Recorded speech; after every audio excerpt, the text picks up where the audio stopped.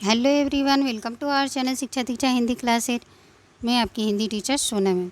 आज हम सब जो है हिंदी गद्य के विविध रंग का संपादक दूत नानसी द्वारा प्रेमचंद, हजारी प्रसाद द्विवेदी, महादेवी वर्मा, आगे हरिशंकर परसाई जी के जो है महत्वपूर्ण जो निबंध आपके सिलेबस में लगे हुए हैं उनको पढ़ेंगे। तो आज चलिए जो है सबसे पहले हम सब जो है प्रेमचंद जी के बारे में कुछ महत्वपूर्ण तथ्यों को जान लेते हैं। तो देखिए, प्रेमचंद जी का जन्म जो है 31 जुलाई 1880 में हिंदी के उपन्यास सम्राट कहे जाते हैं और इनका जन्म हुआ 31 जुलाई 1880 में। इनका मूल नाम जो है वास्तविक नाम था धनपत राय। ठीक है। 18 रुपये पे मासिक आय पर उन्होंने शिक्षा की नौकरी से जीवन यापन शुरू किया था। इनका जो है पहली कहानी थी संसार का सबसे अनमोल रतन, 1907 में प्रकाशित हुई। कब हुई? 1907 में प्रकाशित हुई। और उसी वर्ष सोजे वतन के नाम से 5 कहानियों का संग्रह उर्दू में निकाला। दया नारायण निगम जो है एक उर्दू लेखक थे। इनका नाम जो है प्रेमचंद रखा, तभी से उनका यह नाम प्रसिद्ध हो गया। आगे चलकर ये हिंदी में लिखने लगे। जीवन भर प्रेमचंद को अभाव से जूझना पड़ा, अनुभव के कड़वे घुट पीने पड़े। इनका जीवन का हलाहल साहित्य का अमृत बना और इनके द्वारा रचित कुछ प्रमुख साहित्य कृति हैं जिनको याद करना बहुत इम्पोर्टेंट है। देखिए, पहला है सेवा सदन, दूसरा है रंगभूमि, कर्मभूमि, कायाकल्प, निर्मला, प्रतिज्ञा, प्रेमाश्रम, वरदान, गबन और गोदान। ये उनके प्रमुख उपन्यास है। नाटक में देखिए, करबला हो गया, प्रेम की वेदी हो गया, संग्राम हो गया और रूठी रानी होगी। ये इनके प्रमुख नाटक है। कहानी संग्रह में कौन कौन सा है? सोजे वतन है, प्रेम पचीसी है, प्रेम प्रसून है, प्रेम पूर्णिमा है, प्रेम तीर्थ है, प्रेम प्रमोद है, प्रेम द्वादशी है, प्रेम प्रतिज्ञा है, कफन है, 5 फूल और मानसरोवर। 8 खंडों में प्रकाशित है। ये कितने खंडों में? 8 खंडों में। अब इनके जो है कुछ निबंध, कुछ विचार जो है इनके क्या है? निबंध संग्रह है। आगे चलते हैं। यहाँ देखिए,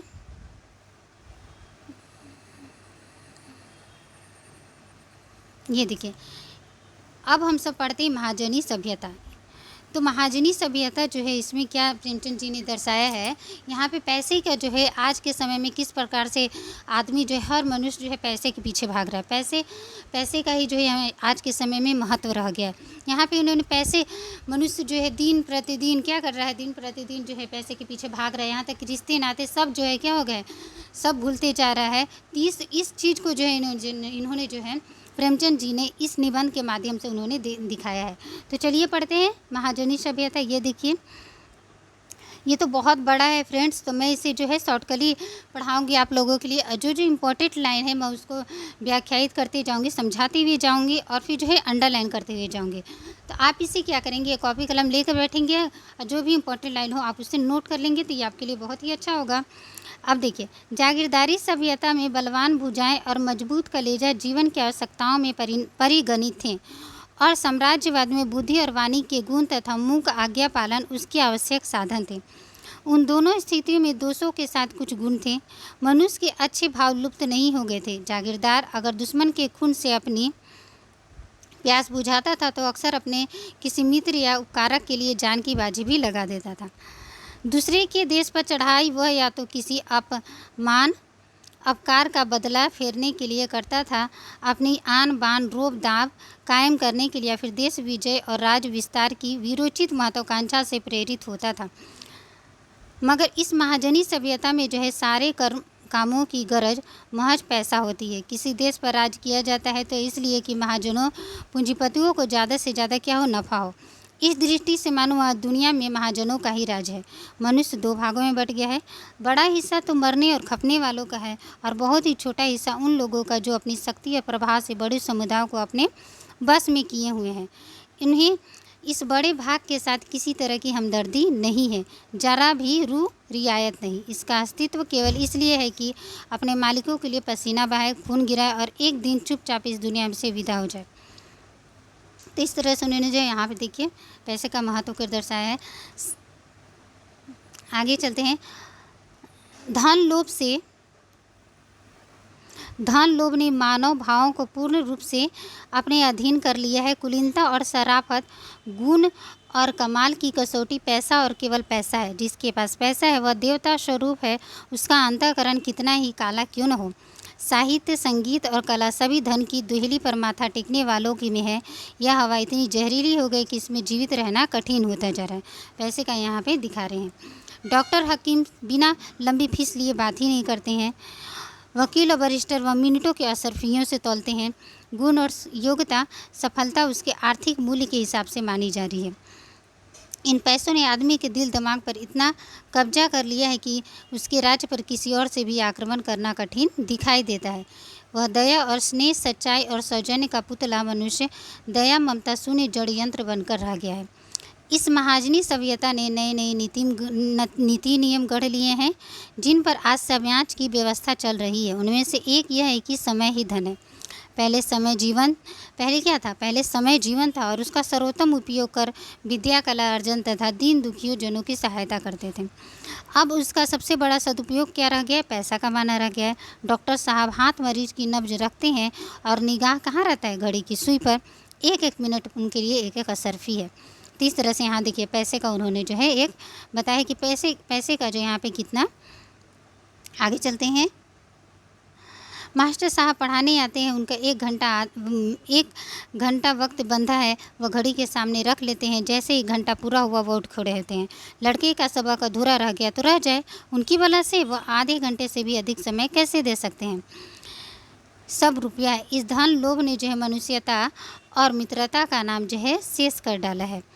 पति को जो है पत्नी बच्चों से बात करने की फुर्सत नहीं है। मित्र और संबंधी किस गिनती में है? जितनी देर वह बातें करेगा उतनी देर में तो कुछ कमा लेगा। कमा लेना ही जीवन की क्या है? सार्थकता है। आज के समय में कितना देर में हम कुछ कमा लेते हैं, तो कुछ कमा लेना ही क्या है? जीवन की सार्थकता है। किसके हिसाब से? महाजनी सभ्यता में लेखक बोल रहे हैं। आगे देखिए। आपका मित्र या संबंधी अपने नगर में अगर प्रसिद्धि प्राप्त कर चुका है तो समझ लिए उसके यहाँ अब आपकी जो है रसाई मुमकिन नहीं है। आपको उसके दर्रे दौलत पर जाकर कार्ड भेजना होगा। उन महाशय को बहुत से काम होंगे, मुश्किल से आपसे जो है 1-2 बातें करेंगे। तो यहाँ पे जो है इन्होंने ये दिखाया है। ईश्वर ना करे कि आज किसी की किसी चीज़ में कमाल हासिल हो जाए, फिर उसमें मनुष्यता नाम को न रह जाएगी। उसका एक एक मिनट क्या हो जाएगा? कीमती हो जाएगा। इसका अर्थ यह नहीं है कि व्यर्थ को गपशप में नष्ट किया जाए। वो ये भी नहीं बोल रहे हैं कि हम दुनियादारी की बातें कर करके हम समय नष्ट कर दें, पर यह भी हमें नहीं होना चाहिए। यह अर्थ अवश्य है कि धन लिप्सा को इतना बढ़ने न दिया जाए कि वह मनुष्यता, अपने अंदर का मनुष्यता को खो दे। मित्रता, स्नेह और सहानुभूति सबको क्या कर दे? निकाल कर बाहर कर दें। पर आप उस पैसे के गुलाम को बुरा नहीं कह सकते। सारी दुनिया जिस प्रवाह में बह रही है वह भी उसी में बह रहा है। मानव प्रतिष्ठा सदा से मानवीय आकांक्षाओं का लच रहा है। जब विद्या, कला, मान प्रतिष्ठा का साधन थी उस समय लोग इन्हीं का अर्जन अभ्यास करते थे।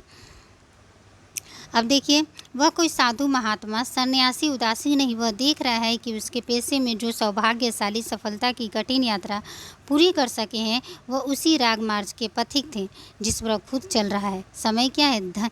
समय धन है एक सफल व्यक्ति का। वह उसको जो है इस सिद्धांत का अनुसरण करते देखता है, फिर वह भी उसी के पद चिन्हों का अनुसरण करता है। मान प्रतिष्ठा की लालसा तो दिल से मिटाई नहीं जा सकती। वह देख रहा है कि जिनके पास दौलत नहीं है, और इसलिए नहीं कि उन्होंने वक्त को दौलत नहीं समझा। जिस आदमी में तनिक भी जीवन की आकांक्षा है वह तो उस उपेक्षा की स्थिति को सहन नहीं कर सकता। उसे तो मुरव्वत, दोस्ती और सौजन्य को धता बताकर लक्ष्मी की आराधना में अपने को लीन कर देना होगा, तभी इस देवी का वरदान उसे मिलेगा। और वह कोई इच्छाकृत कार्य नहीं किंतु सर्वथा क्या है? बाध्यकारी है। उसके मन की अवस्था अपने आप कुछ इस तरह हो गई कि जिससे उसे धनार्जन के सिवा किसी काम से लगाव ही न रहा। अगर उसे किसी सभा या व्याख्यान में आधा घंटा बैठना पड़े तो समझ लो वह कैद की घड़ी क्या कर रहा है? काट रहा है। वह देख रहा है कि पैसे के सिवा उसका और कोई अपना नहीं है। स्नेह मित्र भी अपनी गरज लेकर उसके पास आते हैं। स्वजन संबंधी भी उसके पैसे के ही पुजारी हैं। वह जानता है कि वह अगर निर्बल होता तो वह जो दोस्तों का जमघट लग रहा है उसके पास एक भी उसके पास नहीं आते। बुढ़ा, अब देखिए, उसे समाज में अपनी हैसियत बनानी। वह क्यों पैसे के पीछे दिन प्रतिदिन भाग रहा है? क्योंकि उसे क्या करना है? उसे समाज में अपनी हैसियत बनानी है। इसके अलावा क्या करना है? इसके अलावा जो है उन्हें जो है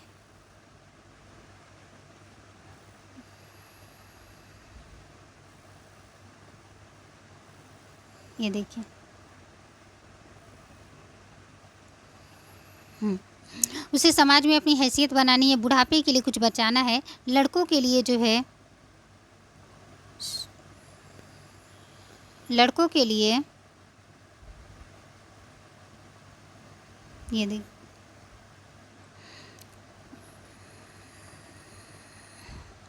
अपने लड़कों को जो है वो निर्बल अगर होता तो उसके पास कोई नहीं आता, बुढ़ापे के लिए जो है वह दिन प्रतिदिन क्यों पैसे के पीछे भाग रहा है, क्योंकि वो उसे क्या करना है, उसे अपनी हैसियत बनानी है। बुढ़ापे के लिए जो है कुछ बचाना है, लड़कों के लिए कुछ कर जाना है जिसमें उन्हें दर दर ठोकरें न खानी पड़े। इस निष्ठुर सहानुभूति शून्य दुनिया का उसे पूरा अनुभव है। अपने लड़कों को वह उन कठिन अवस्थाओं में नहीं पड़ने देता जो सारी आशाओं उमंगों पर पाला गिरा देती है, हिम्मत हौसले को तोड़ कर रख देती है। उसे वह सारी मंजिलें जो एक साथ जीवन के आवश्यक अंग है खुद तय करनी होंगी, और जीवन को व्यापार के सिद्धांत पर चलाए बिना वह इनमें से एक भी मंजिल पार नहीं कर सकता।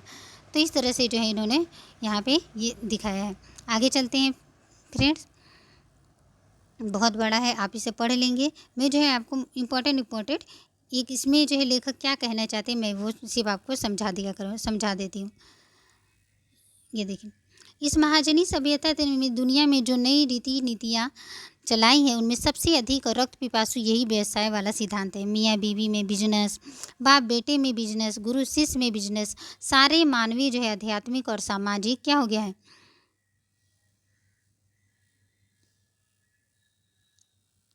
नेह नाते सब क्या हो गया, समाप्त हो गया। आदमी आदमी के बीच बस कोई लगाव है तो बिजनेस का। लानत है इस बिजनेस पर। लड़की अगर दुर्भाग्यवश कुंवारी रह गई तो अपनी जीविका को कोई उपाय न निकाल सकी तो क्या रह जाएगी, अपने माँ बाप के घर में, अपने ही घर में क्या नौकरानी बन के रह जाएगी। तो इस तरह से यहाँ पे जो है किस तरह से पैसे का यहाँ दिखाया गया है, महत्व को दिखाया गया है।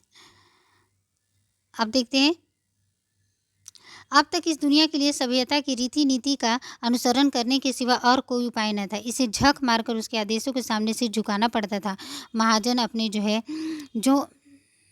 महाजन सारी दुनिया उसके चरणों पर नाक रगड़ रही थी। बादशाह उसका जो है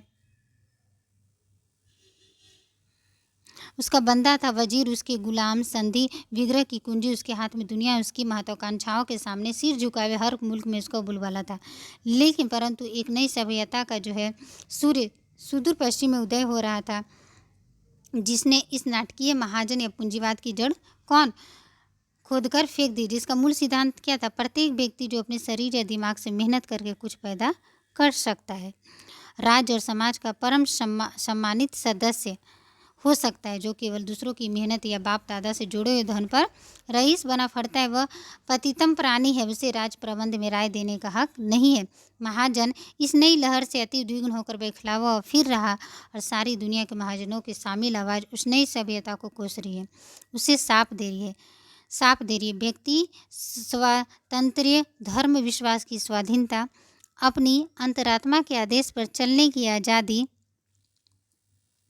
इन सब की घातक गला घोट देने वाली बताई जा रही है। उस पर नए नए लांछन लगाए जा रहे हैं, नई नई हुर्मतें तराशी जा रही है, इस पर काले से काले रंग में रंगी जा रही है, कुत्सित रूप में चित्रित की जा रही है। देखिए,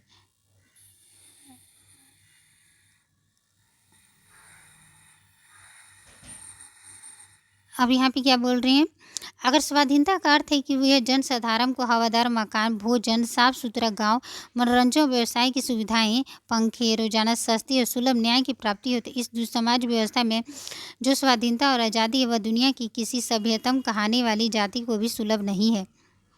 धर्म का स्वतंत्रता का अर्थ अगर पुरोहितों, पादरियों, मुल्लाओं को मुफ्तखोर जमात के दंभ में उपदेशों और अंधविश्वास जनित रूढ़ियों का अनुसरण है तो निसंदेह इस स्वातंत्र्य का अभाव है। पर धर्म स्वातंत्र्य का अर्थ यदि लोक सेवा, सहिष्णुता, समाज के लिए व्यक्ति का बलिदान, नेक नियति, शरीर और मन की पवित्रता है तो इस सभ्यता में धर्माचरण की जो स्वाधीनता है और किसी देश को उसके दर्शन भी नहीं हो सकते। जहाँ धर्म की कमी बेसी के आधार पर असमानता है, वहाँ ईर्ष्या, जोर जबरदस्ती, बेईमानी, झूठ, मिथ्या अभिमान, आरोप, वेश्यावृत्ति, बुराइयाँ, सारी दुनिया की बुराइयाँ अनिवार्य रूप से मौजूद हैं। तो इस तरह से उन्होंने जो है समाज में क्या क्या बुराइयाँ उन्होंने दिखाया है। पैसा अपने साथ सारी बुराइयाँ लाता है। देखिए बोल रहे हैं क्या कि पैसा ही है ऐसी चीज़ जो अपने साथ सारी बुराइयाँ लाता है, जिन्होंने दुनिया को नरक बना दिया। पैसा पूजा को मिटा दीजिए, सारी बुराइयाँ क्या हो जाए ख़त्म हो जाएगी। जड़ न खोद करके और फुनगी की पत्तियाँ तोड़ना ये क्या है, बेकार है।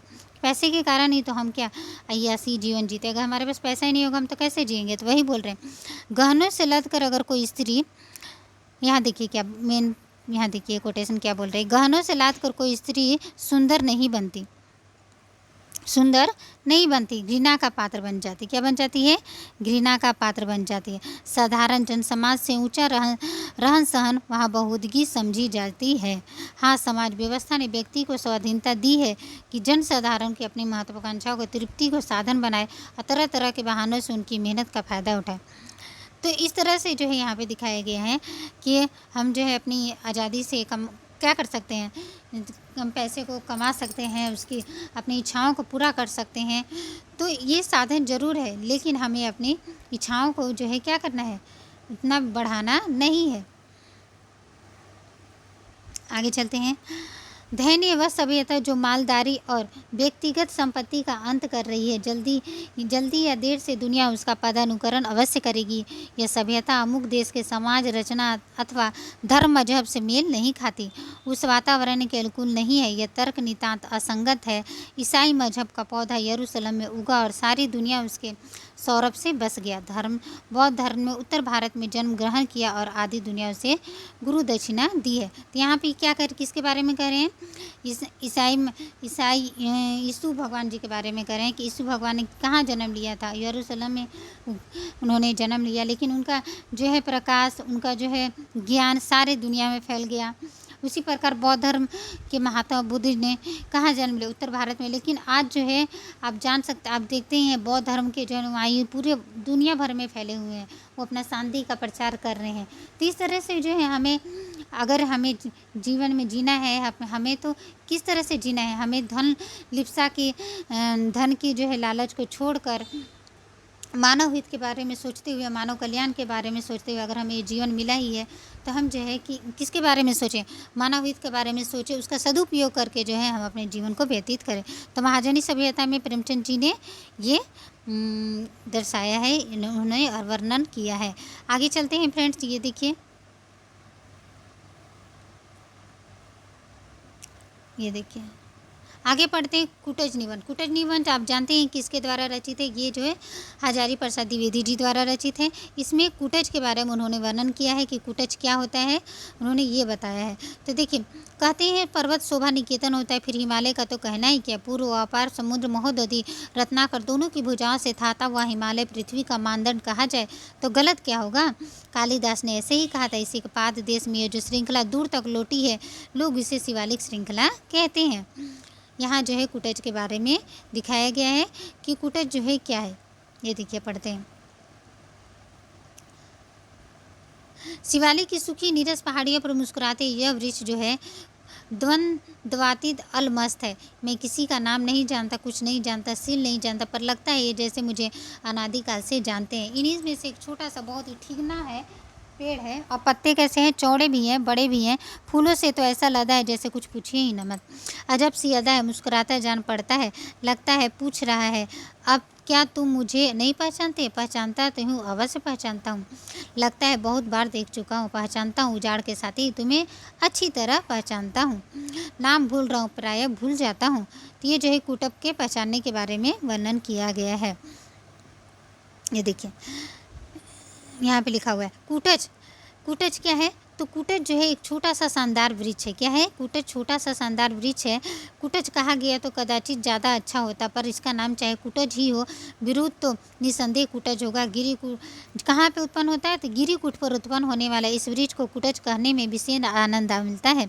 बहरहाल यह कुटज जो है मनोहारी कुसुम स्तबकों से झबराया, उल्लास लोल चारु स्मित कुटज जी भराया। कालिदास ने आषाढ़ से प्रथम दिवस रामगिरी पर यक्ष को जब मेघ की अभ्यर्थना के लिए नियोजित किया तो कमबख्त को ताजे कुटज पुष्पों की अंजलि देकर ही संतोष करना पड़ा। चंपक नहीं, बकुल नहीं, नीलोत्पल नहीं, मल्लिका नहीं, अरविंद नहीं, फकत कुटज के फूल। और यह और बात है कि आज आषाढ़ का नहीं जुलाई का पहला दिन है, मगर फ़र्क भी कितना है, बार बार मन विश्वास करने को उतारू हो जाता है। यह बहाना मात्र है। कालिदासी कभी सांपेन सांपेन स्तंभ मीत महिमा होकर रामगिरी पहुँचे थे। अपने ही हाथों स्कूटज पुष्प का जो है अर्घ्य देकर उन्होंने मेघ की अभ्यर्थना की थी। तो देखो कुटज के बारे में ये बताया गया है। कुटज ने उनके संतप्त चित्त को सहारा दिया था। बड़भागी फूल है ये, धन्य हो कुटज, तुम गाढ़े के साथी हो। किसने कहा है सब? ये सब हजारी प्रसाद द्विवेदी जी ने वर्णन किया। कुटज के सुंदर फूल बहुत बुरे तो नहीं है, जो कालिदास के काम आया हो तो उसे ज़्यादा इज्जत मिलनी चाहिए। मिली कम पर इज्जत तो नसीब की बात ही है। यहाँ पे बोल रहे इज्जत तो नसीब की बात है। हर किसी को इज्जत नहीं मिलता। दुनिया में वो काम भी करता है और उसे जो है लोग इज्जत प्रदान नहीं करते। तो यहाँ पे ये दिखाया गया है। यहाँ कुटज के माध्यम से उन्होंने वर्णन किया कि रहीम क्या थे। तो रहीम को जो है ये बोल रहे कि रहीम को मैं बड़े आदर के साथ स्मरण करता हूँ। दरिया दिली आदमी थे। पाया जो पाया उन्होंने सब लुटा दिया। लेकिन दुनिया है कि मतलब से मतलब है, रस चूस लेती है और छिलका और गुठली का फेंक देती है। तो सुना है रस चूस लेने के बाद रहीम को भी क्या किया गया था, फेंक दिया गया था। तो इस तरह से उन्होंने जो है ये बताया है कि ये दुनिया कैसी है, मतलबी दुनिया है। आगे चलते हैं। कूटज यथार्थ होता है जो कूट से पैदा हुआ। कूट घड़े को भी कहते हैं, घर को भी कहते हैं। कूट अर्थात घड़े से उत्पन्न होने के कारण प्रतापी अगस्त मुनि भी कूटज कहे जाते हैं। घड़े से तो क्या उत्पन्न हुए होंगे, कोई और बात होगी। संस्कृत में कुटहारिका और कुटकारिका दासी को कहते हैं। क्यों कहते हैं? कुटिया या कुटीर शब्द भी कदाचित इसी शब्द से संबंध है। क्या इस शब्द का अर्थ घर ही है? घर में काम काज करने वाली दासी कुटकारिका और कुटहारिका कहीं भी जा सकती है। एक जरा गलत ढंग की दासी कुटनी भी कही जाती है। संस्कृत में उसकी गलतियों से थोड़ा अधिक मुखर बनाने के लिए उसे कुटनी कह दिया गया है। अगस्त मुनि भी नारद जी की तरह दासी के पुत्र थे। घड़े में पैदा होने का कोई दुख ही नहीं है, न मुनि कुटज के सिलसिले में, न फूल कुटज के। फूल गमले में होते अवश्य, पर कुटज तो जंगल का निशालानी है। उसे घड़े या गमले से क्या लेना देना। शब्द विचारोत्तेजक अवश्य कहाँ से है? मुझे तो इसी संदेह है कि यह आर्य भाषाओं का शब्द है भी या नहीं। यहाँ पे बता रहे हैं कि यह जो है कहाँ से शब्द आया इन्हें। अब देखिए संस्कृत में कुटज रूप भी मिलता है और कुटज भी मिलने को तो कुटज भी मिल जाता है। यह शब्द किसी जाति का है, आर्य जाति का तो नहीं जान पड़ता। सिल्वा लेवी कहा गया संस्कृत भाषा में फूल वृक्षों और खेती की बागवानी के अधिकांश जो शब्द है आग्नेय भाषा परिवार के हैं। यह जो है यह भी तो वहीं का तो नहीं। एक ज़माना था जब ऑस्ट्रेलिया एशिया के महाद्वीप क्या थे, मिले हुए थे। तो 19वीं शताब्दी में भाषा विज्ञानी पंडितों को देखकर आश्चर्य हुआ कि ऑस्ट्रेलिया से जो है सुदूर जंगलों में बसी जातियों की भाषा एशिया में बसी कुछ जातियों से भाषा से अलग है। यहाँ पे दिखा रहे हैं कि कुटज के किस तरह से नामकरण किया गया होगा। आगे देखिए, यह जो मेरे सामने कुटज का लहराता पौधा खड़ा है वह नाम और रूप दोनों से अपराजेय जीवनी शक्ति की घोषणा कर रहा है, इसलिए वह इतना आकर्षक है ना, इसलिए जो है वह इतना आकर्षक है। आगे चलते हैं। अगर डिटेल में पढ़ने जाएंगे तो बहुत लॉन्ग वीडियो हो जाएगा, क्योंकि हमें 5 जो है लेखकों के कृतियों को पढ़ना है। तो मैं जो आप लोगों को शॉर्टकट से पढ़ाते चलूँगी। ये देखिए जो इम्पोर्टेंट है उसको अंडरलाइन। जीवन भी एक क्या है, कला है। लेकिन कला ही नहीं तपस्या है। जियो या तो प्राण डाल दो जिंदगी में, मन डाल दो जीवन रस के उपकरणों में। ठीक है, लेकिन क्यों? क्या जीने के लिए जीना ही बड़ी बात है? सारा संसार अपने मतलब के लिए ही तो जी रहा है। एकलव्य जो है याज्ञवल्क्य की लिखा है, बहुत बड़े ब्रह्मवादी ऋषि थे। उन्होंने अपनी पत्नी को विचित्र भाव से समझाने की कोशिश की, लेकिन सब कुछ स्वार्थ के लिए। पुत्र के लिए पुत्र प्रिय नहीं होता, पत्नी के लिए पत्नी प्रिया नहीं होती। सब मतनी यहाँ पे दिखा रहा है कि सब अपना इस जो है ज़िंदगी में सब क्या है, अपने मतलब के हैं। कोई जो है अभी प्रिय नहीं होता है, सब अपने मतलब के होते हैं। आगे चलते हैं।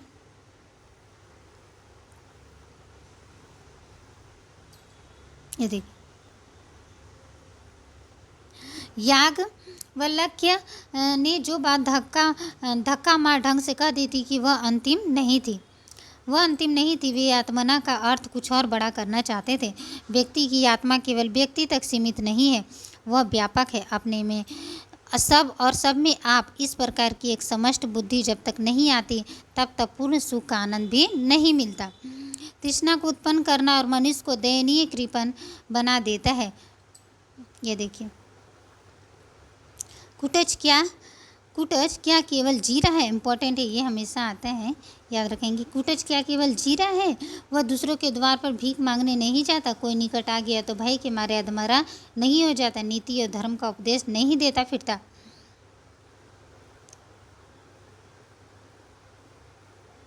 अपनी उन्नति के लिए अफसरों का जूता नहीं चाटता फिरता।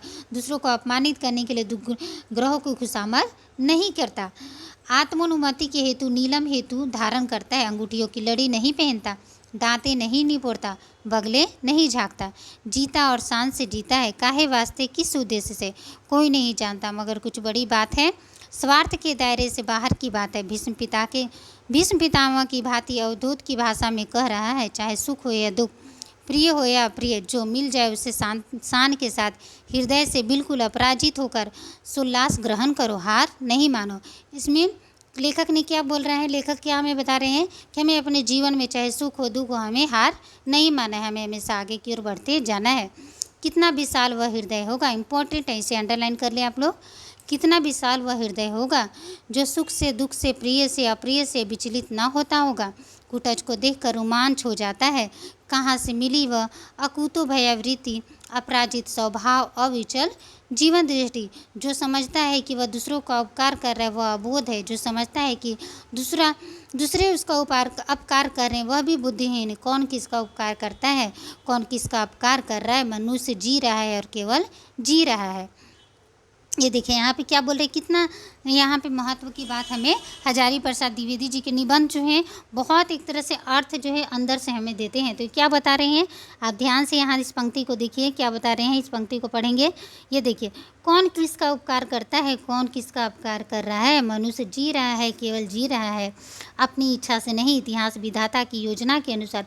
हम अपनी इच्छा से कुछ भी कर्म नहीं करते हैं। हमें जो है परिस्थितियों के अनुसार, जैसी परिस्थिति रहती है हमें जो है वैसा निर्णय लेना पड़ता है। तो वही जो है हजारी प्रसाद द्विवेदी जी भी जो यहाँ पे वो समझा रहे कि इतिहास विधाता की योजना के अनुसार हम अपने जो कर्म करते जाते हैं। किसी को उससे कुछ सुख मिल जाए बहुत अच्छी बात है, नहीं मिल सका कोई बात नहीं, परंतु उससे अभिमान नहीं होना चाहिए। सुख पहुँचाने का अभिमान यदि गलत है तो दुख पहुँचाने का अभिमान तो निरंतर गलत ही है। अगर हम किसी को सुख भी नहीं पहुंचा सकते तो हमें दुख पहुंचाने का भी हक नहीं है। सुख और दुख बहुत इंपॉर्टेंट लाइन है फ्रेंड्स, इसको समझेंगे। ये हो सकता है एग्जाम में पूछे कहाँ से लिया गया है। देखिए, दुख और सुख तो मन के विकल्प हैं। सुखी वही है जिसका मन वश में है, दुखी वही है जिसका मन परवश है। परवश होने का अर्थ है खुशामद करना, दांत निपोड़ना, चाटू काटता, हाँ हुजूरी। जिसका मन अपने वश में नहीं वही दूसरों के मन का छंदावर्तन करता है, अपने को छिपाने के लिए मिथ्या आडंबर रचता है और दूसरे को फंसाने के लिए जाल बिछाता है। कुटज इन सब मिथ्याचारों से मुक्त है, वह वशी है, वह वैरागी है। राजा जनक की तरह संसार में रहकर संपूर्ण भोगों को भोग कर भी उनसे मुक्त है। जनक की ही भांति वह घोषणा करता है, मैं स्वार्थ के लिए अपने मन को सदा दूसरों के मन में घुसाता नहीं फिरता, इसलिए मैं मन को जीत सका हूँ, उसे जो है वश में कर सका हूँ। मैं स्वार्थ के लिए अपने मन को सदा दूसरे के मन में घुसाता नहीं फिरता, इसलिए मैं अपने मन को जीत सका हूँ, उसे वश में कर सका हूँ। कुटज अपने मन पर सवारी करता है, मन को अपने पर सवार नहीं होने देता। जो मनस्वी मित्र हैं तुम धन्य हो। तो इस तरह से उन्होंने जो कुटज निबंध में जो है हजारी प्रसाद द्विवेदी जी ने है, हम लोगों ने अभी क्या पढ़ा, अभी कुटज निबंध को पढ़ा। आगे चलते हैं महादेवी वर्मा जी के बारे में। तो महादेवी वर्मा जी के बारे में आप जानते ही होंगे, पहले भी मैं बता चुकी हूँ। तो शॉर्टली मैं चलती हूँ क्योंकि वीडियो बहुत ही लॉन्ग हो जाएगा फ्रेंड्स। ये देखिए, इनका जन्म 1907 में उत्तर प्रदेश के जो है फारुखाबाद ज़िले में हुआ था। आगे चलते हैं। आप इनकी कृतियों को जानते ही होंगे, याद ही होगा, मैंने कराया है, शॉर्ट से भी कराया है, ऐसे भी कराया है।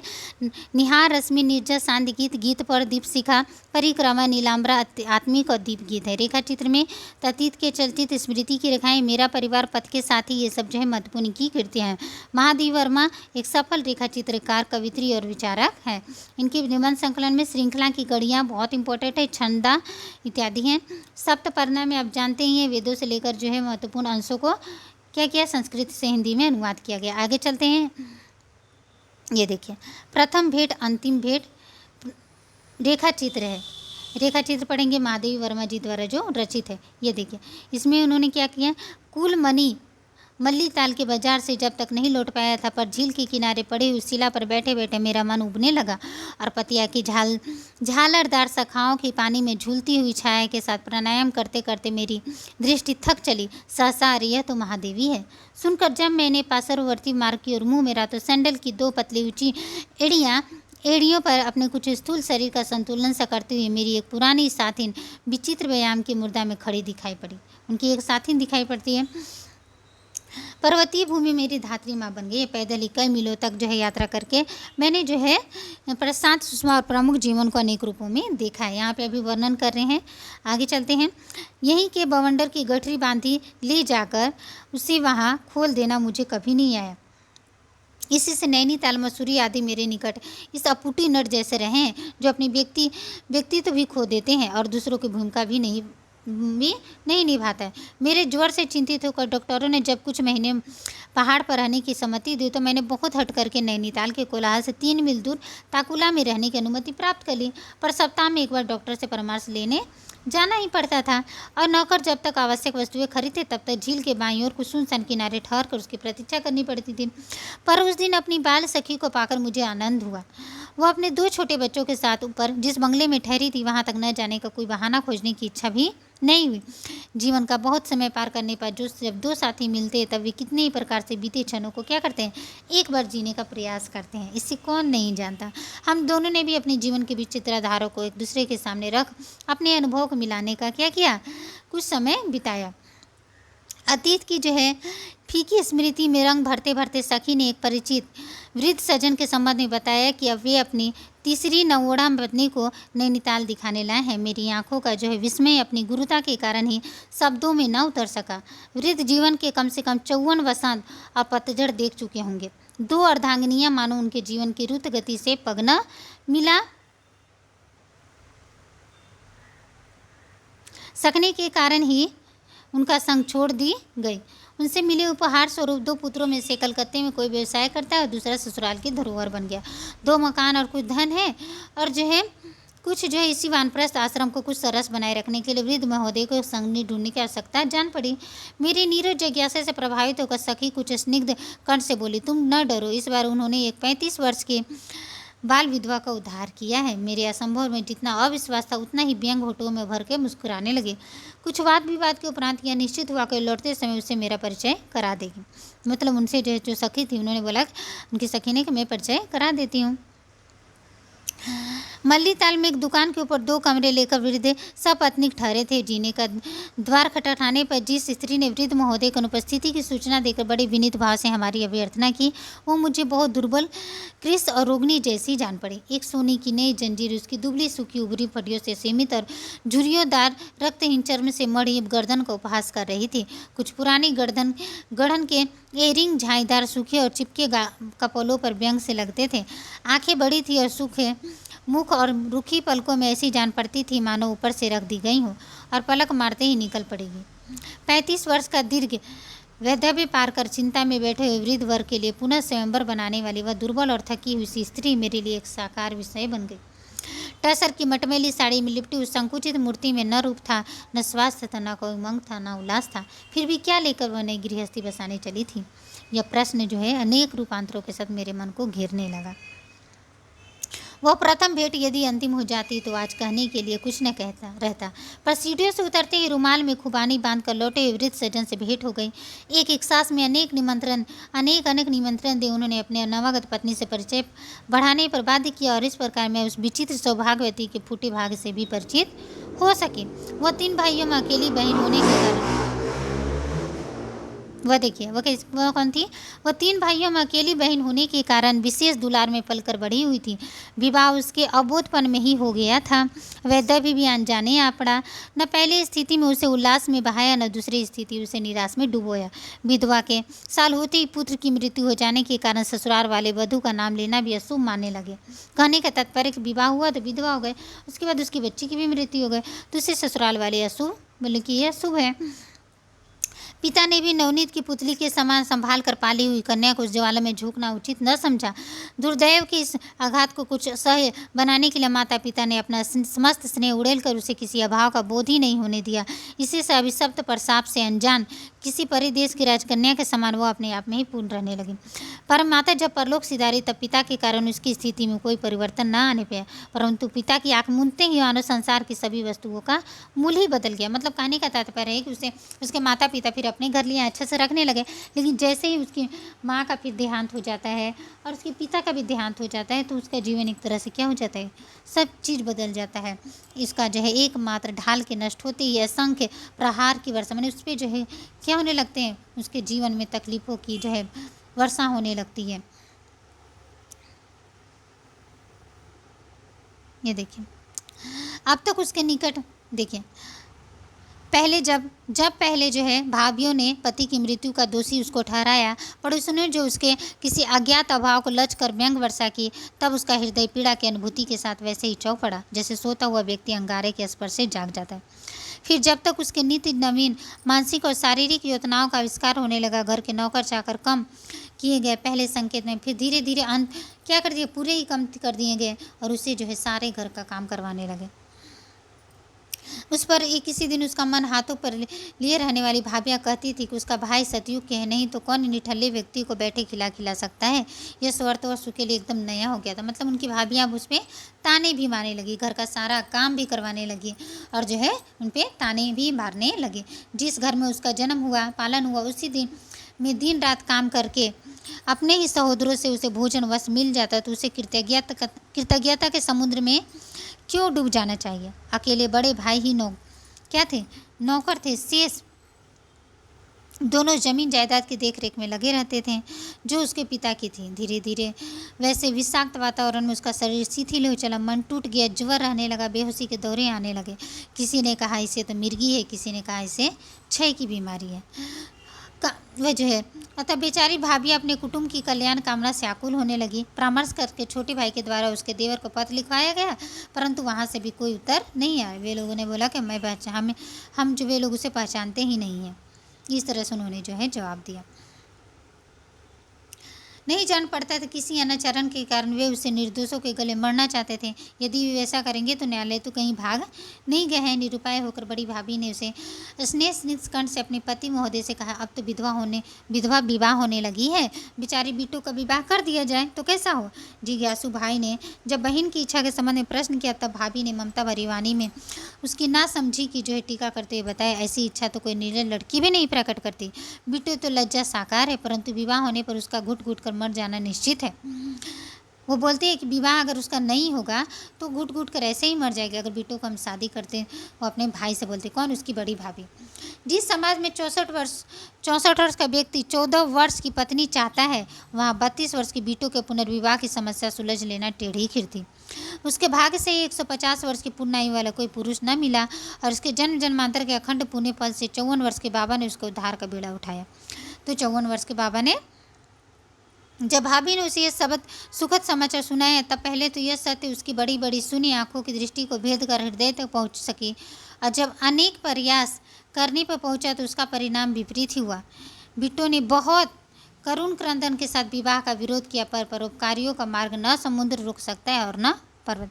बिट्टू ने जो है बहुत चिल्लाए कि वह शादी नहीं करेगी, लेकिन यह नहीं रुका। भाई ने उसे भाई भतीजों की कल्याण कामना की आवश्यकता बताई। किसी ने रोग की संक्रामकता की और उसका ध्यान आकर्षित किया और किसी ने उसका जर्जर शरीर की अनुपयोगिता सिद्ध की। संभवतः वृद्ध वर्ग को मृत्यु के निकट जानकर ही किसी ने उनके कल्याण की चिंता नहीं की। अंत में एक शुभ मुहूर्त पे जलती हुई सूखी आंखों से बिट्टू ने पितृगृह मतलब घर की अपने पिता की घर की देहली को अंतिम प्रणाम करके धीर पदों से उस कई बार बस से उजड़े घर में प्रवेश किया, जहां उसके आगमन से अपने असहयोग प्रदर्शित करने के लिए एक प्राणी भी स्वागतार्थ उपस्थित न। मतलब जहां वो शादी करके गई तो उस घर में एक भी व्यक्ति उपस्थित नहीं थे।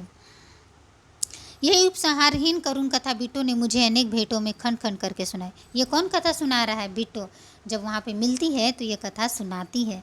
उसकी व्यथा अपनी गंभीरता के कारण ही दुर्बोध बन गई थी। हमारे यहाँ का पुरुष उसे ठीक रूप में किसी अंश तक समझ सकेगा ये कहना कठिन है। पुरुष बेचारी की उग्र तपस्या और अखंड साधना स्त्री के द्वारा प्रायः भंग होती जा रही है।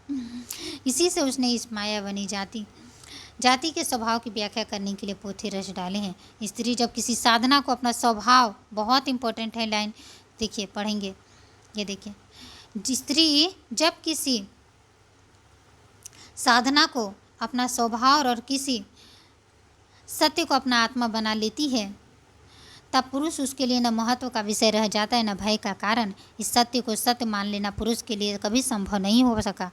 अपनी पराजय को बलात् जय का नाम देने के लिए ही संभवतः वह अनेक विषम परिस्थितियों और संकीर्ण सामाजिक धार्मिक बंधनों में उसे बांधने का प्रयास करता है। साधारण रूप से वैभव के साधन ही नहीं, मुट्ठी भर अन्न भी स्त्री के संपूर्ण जीवन से क्या भारी ठहरता है। इंपॉर्टेंट लाइन है। फिर भी स्त्री को हारा हुआ मेरा मन कैसे स्वीकार करे जब तक उसके परिस्थितियों से चूर चूर हृदय में आलोक की लौ जल रही हो। महियसी बिट्टू की तो एक दिन बस में बैठकर विदा देनी ही पड़ी, पर उसकी कहानी मेरे हृदय के कोने कोने में बस सी गई। इसी से कभी कभी उन्हीं सखी महोदयों को लिखकर उसके संबंध में पूछना ही पड़ जाता है। आज प्रायः 4 वर्षों के बाद उसके संबंध में एक असाधारण समाचार मिला।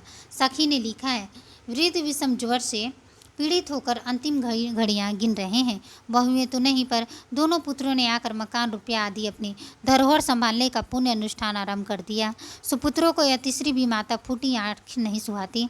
अतः बेचारे बिट्टू का भविष्य पहले से भी अधिक अंधकारमय हो गया है। मन में आ रहा है कि मंदबुद्धि सखी को एक लंबा चौड़ा व्याख्यान लिख डालूं। मनु महाराज जो कह गए उसे असत्य प्रमाणित कर कुंभी पाक में विहार करने की इच्छा न हो तो यह कहना ही पड़ेगा। बिट्टू तीसरे विवाह की इच्छा को हृदय के किसी निवृत्त कोने में छिपाए हुए है और उसके उद्धार के लिए निरंतर कटिबद्ध वृद्ध परोपकारियों की इस पुण्य भूमि में और विशेषकर इस जागृत युग में कभी नहीं हो सकती। फिर इतने विलाप कलाप की क्या आवश्यकता है।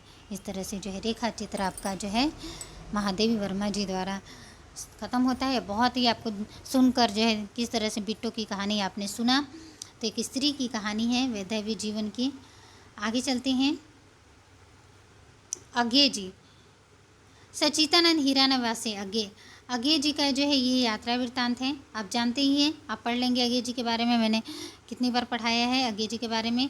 हम उनके जो है यात्रा वृत्तांत सागर सेवित मेघ मेखलित का वर्णन करते हैं। इसमें उन्होंने जो है यात्रा का वर्णन किया है।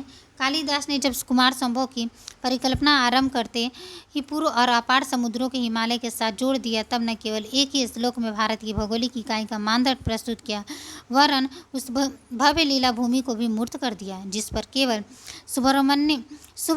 सुब्रमण्य के आधान का निमित्त बन सकने वाली वैश्विक संगम क्रीड़ा हो सकती है।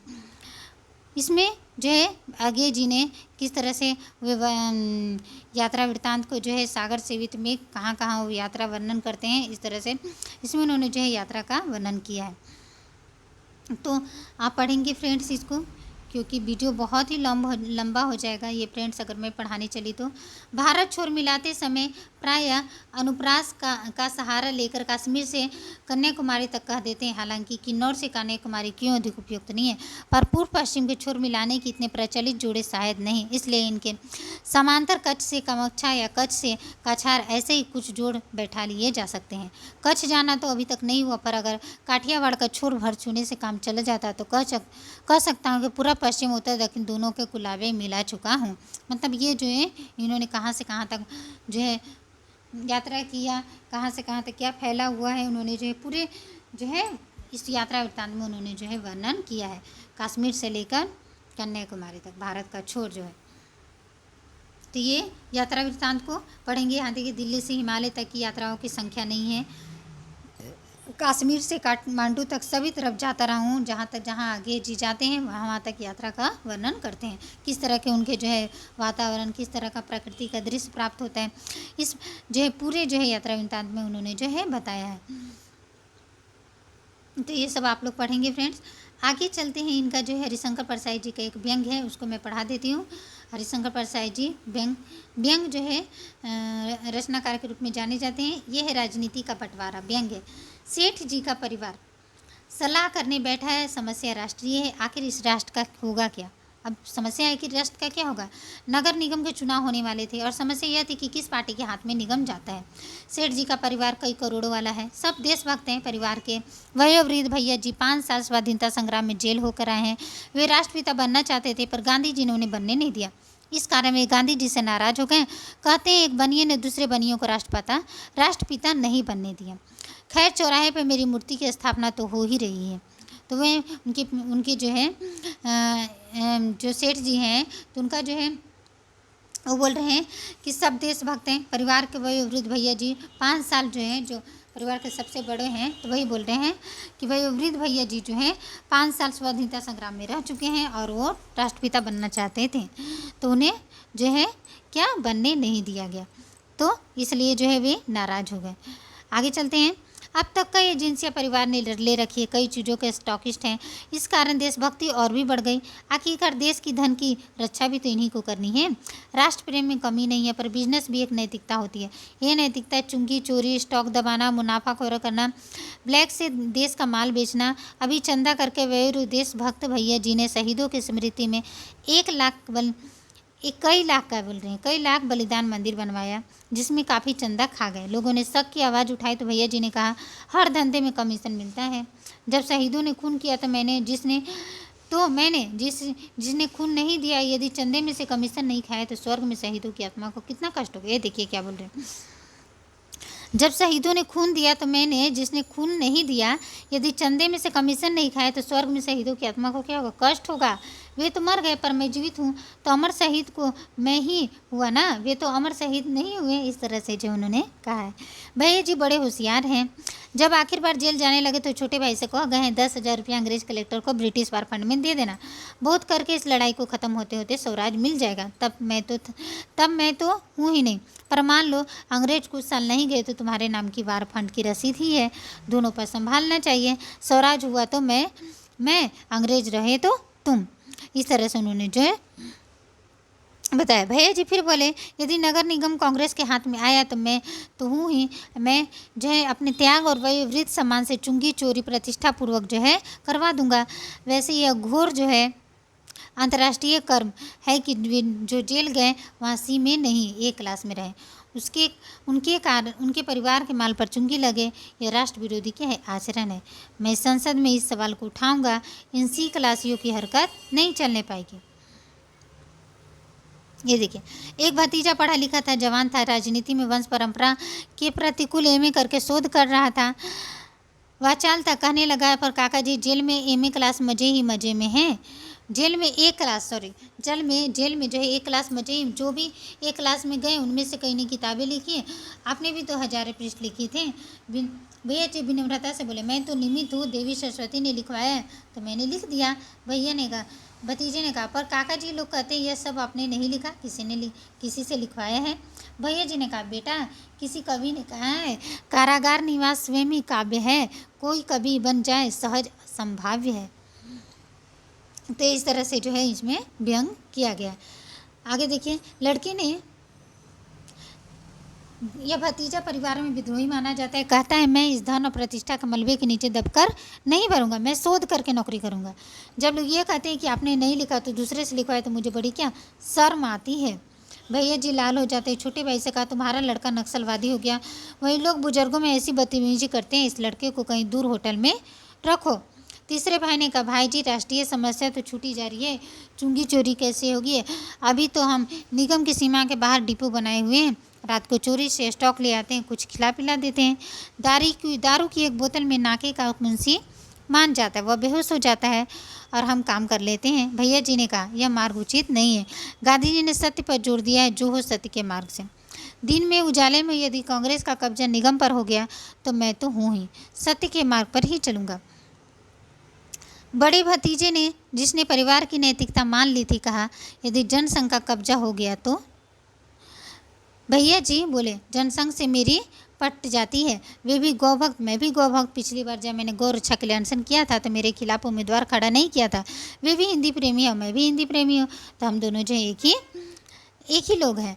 अब देखिए वही वाचाली योग भतीजा बोला। भैया जी गुस्से से देखने लगे। उसने कहा पर एक कम्युनिस्ट जोड़ तोड़ करके निगम पर हावी हो गया तो भैया साहब गर्म हो गए। कम्युनिस्ट है, गद्दार साले हरामजादों को देख लूँगा, सबको जेल भिजवा दूंगा। वाचाल भतीजा जो मलबे के नीचे दबकर नहीं मरना चाहता बोल उठा, काका जी गांधी जी ने बार बार कहा था कटु मत बोलो मीठा बोलो। आप गांधीवादी हैं पर साले और हमजादे शब्द क्यों प्रयोग करते हैं? कौन बोलता है? भतीजा उनका बोलता है। भाई जी ने कहा तू बच्चा है, गांधी जी की बात, वह बात पंडित नेहरू और सरदार पटेल के लिए कही गई थी। मीठी बातें आपस में किया करो, हम लोग के लिए नहीं कही थी। हम लोग तो अपने विरोधी की माँ बहन भी उतार सकते हैं। गांधी जी गांधी मार्ग बड़ा विराट मार्ग, ये कम्युनिस्ट क्या है? द्रोही है। वाचाल लड़का जो है चुप नहीं रहा, बोला काका जी कम्युनिस्ट जब रूस से कोलोस्लाविया क्यूबा वगैरह में देशद्रोह नहीं तो अपने देश में क्यों देशद्रोह? भैया जी ने बोले यह इस देश की संस्कृति, विशिष्ट संस्कृति है। लड़का बोलता है क्यों? तो काका जी अपने देशद्रोह की संस्कृति क्या है? अब भैया को बर्दाश्त नहीं हो रहा है। उन्होंने लड़का को डांटा, तू मूर्ख है, इस वक्त तू यहाँ से उठ और कमरे में जाकर कचरे को पढ़ जिसे तू पॉलिटिकल साइंस, मतलब कहने का तात्पर्य है कि पॉलिटिकल साइंस को वो कचरा बोलते हैं, कचरे को पढ़ने के लिए बोलते हैं। हमने भी जीवन भर राजनीति पढ़ ली है, 40 साल के हो गए हैं। राजनीति को हमने कभी विज्ञान नहीं कहा, कला कहा है। फिर आज़ादी के बाद राजनीति की कलाबाजी कहने लगे। अब तो इसी उम्र में राजनीति को विज्ञान कहने लगा। जा भाग यहाँ से। अब राष्ट्रीयता समस्या आगे बढ़ गई हुई है, इस तरह से वो उसे बोलते हैं। तभी भैया ने कहा मान लो संगठन जो है कांग्रेस का शासन हो गया तो? भैया जी ने कहा उसकी चिंता मत करो, आखिर मैं भी तो संगठन क्या हूँ, कांग्रेस ही हूँ। यह अलग बात है इंदिरा गांधी के वोट खींचने की ताकत के कारण इधर हूँ और समाजवाद में विश्वास बतलाता हूँ। सारी राष्ट्रीय समस्याएं सामने आ गई। अब वयोवृद्ध देशभक्त आंखें बंद करके चिंतन में लगे हैं। फिर आँख खोली, आँखों में देवी ज्योति थी। भैया जी ने कहा मेरी पवित्र आत्मा से समस्या का समाधान निकला है। तुम इसे हर एक पार्टी के सदस्य हो जाओ। मैं कांग्रेस हूँ और संगठन कांग्रेस में भी। तुम छोटे हो जनसंघ के सदस्य हो जाओ। फिर बड़े भतीजे से कहा तुम समाजवादी पार्टी के सदस्य हो जाओ। फिर छोटे भतीजे से कहा तुम कम्युनिस्ट हो जाओ। सबसे छोटे से कहा तुम मार्क्सवादी पार्टी में शामिल हो जाओ। और वो बिगड़ा लौंडा जो है वो नक्सलवादी हो गया। परिवार ने संतोष किया। अब सास ली। देखिए एक ही परिवार में सारे राजनीति से जुट गए। भैया जी खुश हो गए, कहने लगे देखा तुमने, राजनीति ज्ञान इसे कहते हैं। अब अपने घर में सब पार्टियाँ ही हो गई हैं। किसी का भी नगर निगम हो, चुनगी चोरी पक्की। हमने सारी पार्टियों को अपने तिजोरी में किया, क्या बंद कर लिया, क्योंकि अपने घर के ही सारे पार्टी के लोग हो गए हैं। तो इस तरह से था गद्य के विविध रंग दूना संपादित जो है सारे महत्वपूर्ण लेखकों के जो है निबंध थे, जिसे हम लोगों ने आज पढ़ा। तो आज के लिए इतना ही फ्रेंड, मिलते हैं नए वीडियो में। इसी जो आज हम लोगों ने पढ़ा इसी पे जो है आपको जो है महत्वपूर्ण जो है MCQ की क्लास में लेकर आऊँगी। और जिन भी फ्रेंड्स को टेलीग्राम से जुड़ना है वे मेरे चैनल पे जाके इस जो है वीडियो के डिस्क्रिप्शन बॉक्स में जो है जाएंगे, वहाँ से टेलीग्राम से जुड़ जाएंगे। मैं वहाँ पे आपको PDF शेयर कर देती हूँ। आप इसे एक बार अवश्य पढ़े फ्रेंड्स। मैं इस PDF को जो है टेलीग्राम पे शेयर कर दूँगी। आप वहाँ पे एक बार और अपने से खुद से पढ़ेंगे, एक बार मेरे वीडियो को देखेंगे तो आसानी से जो है क्या लिखा गया, क्या कहना चाहता है लेखक, आपको सारी जो है इसमें बातें समझ में आ जाएंगी।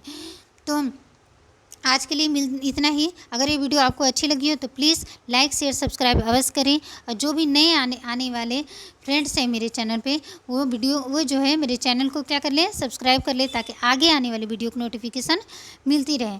तो thank you friends, thank you. और पढ़ते रहिए इसी तरह से, मुस्कुराते रहिए। Thank you everyone.